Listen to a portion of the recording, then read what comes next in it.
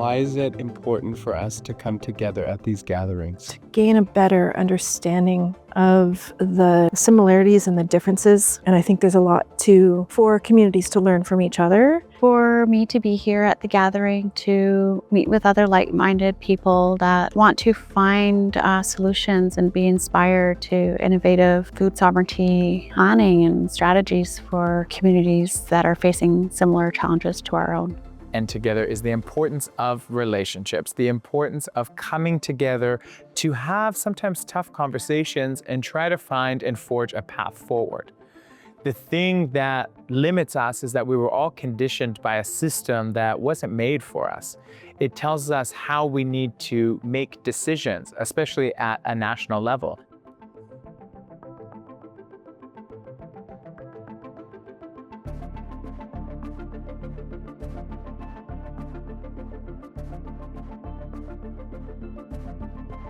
Some of the things that I have learned is that we have a lot of similarities, similar stories in our struggles, our barriers in terms of legislations or regulations. And it's interesting to see the dynamics of the different ways we can brainstorm and network to call for change in the political context.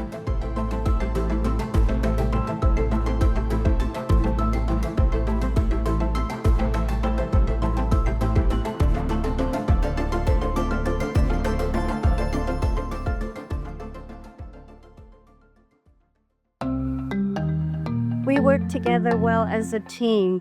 It's not just one person that has the role of a leadership. We all do. Inflation is so high now that no one person can afford to shop.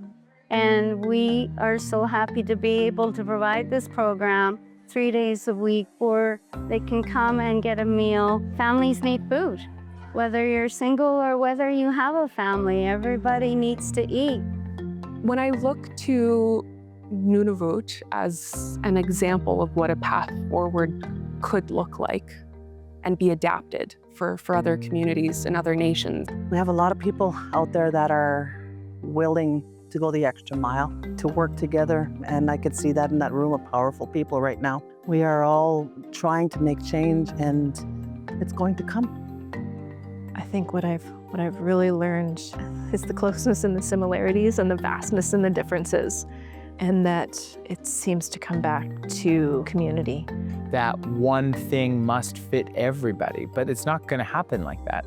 Every community has unique needs. Every community has unique people, and those ways of being and knowing deserve to be respected. But by creating policies, systems, programs that are living, that are agile, that are open to change, then we really begin to build community-led solutions. I think that's what we need, is to teach and learn. Am I able to do this? Is it going to be against the environmental health? Like we're trying to follow their guidelines, but we need to bring back our guidelines too, our traditional ways. Because I tried to bring dried fish one time and the environmental health said that's not safe because of the procedures and the way it's dried. I said, yeah, but our grandparents have been doing this and our great-grandparents been doing this and great, and they lived for a long time. They lived longer.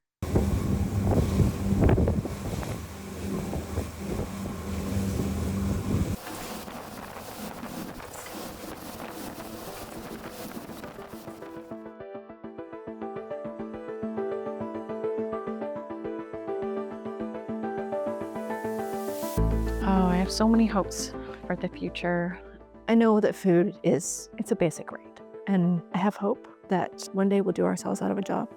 That would be the ultimate goal, and that people can eat the food that they need first and that they want second. I really, really want to create redress against the colonial system that has imposed so many harms. I hope that we start to take a look at some of these provincial legislations and overreach from various governments. Hopes for the future would be for food insecurity to be a part of the past. I hope that I can see an elder sitting at her table, not worried about the bills and choosing between her medicine, her bills, or else groceries. I hope that there is capacity support for funding, for staff, for communities to come and work together to solve issues that arise and fractures that occur in the community.